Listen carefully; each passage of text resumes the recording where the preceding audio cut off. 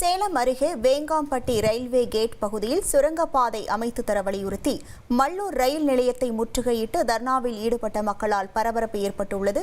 கூடுதல் விவரங்களோடு இணைகிறார் நமது செய்தியாளர் தமிழ்ச்செல்வன். வணக்கம் தமிழ்ச்செல்வன், எவ்வளவு மக்கள் இந்த போராட்டத்தில் ஈடுபட்டார்கள்? அவர்களிடம் ஏதேனும் பேச்சுவார்த்தை நடத்தப்பட்டதா? முழு விவரங்கள். சேலம் மல்லூர் அருகே உள்ள வேங்காம்பட்டி பகுதியில் ரயில்வே சுரங்கப்பாதையை அமைக்க கோரி 10க்கும் மேற்பட்ட கிராம மக்கள் மல்லூர் ரயில்வே நிலையத்தை முற்றுகையிட்டு தர்ணா போராட்டத்தில் ஈடுபட்டதால் பரபரப்பு ஏற்பட்டது. கடந்த 4 மாதங்களுக்கு முன்பாகவே சுரங்கப்பாதை அமைப்பதற்கு ரயில்வே நிர்வாகம் மூலம் டெண்டர் விடப்பட்ட நிலையில் சுரங்கப்பாதை அமைப்பதற்கு இதுவரை எந்தவித நடவடிக்கையும் எடுக்கவில்லை என்று கூறி மக்கள் குற்றச்சாட்டை முன்வைத்தனர். இதனிடையே ரயில்வே தண்டவாளத்தில் நின்று கொண்டு இளைஞர்கள் ரயிலை மறிக்க முயன்றதால் பரபரப்பு ஏற்பட்டது.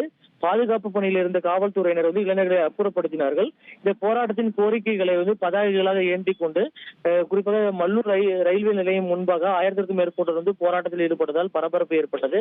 அப்பொழுது கூடுதல் காவல் கண்காணிப்பாளர் பாலகுமாரன் தலைமையில் பேச்சுவார்த்தை நடத்தப்பட்டது.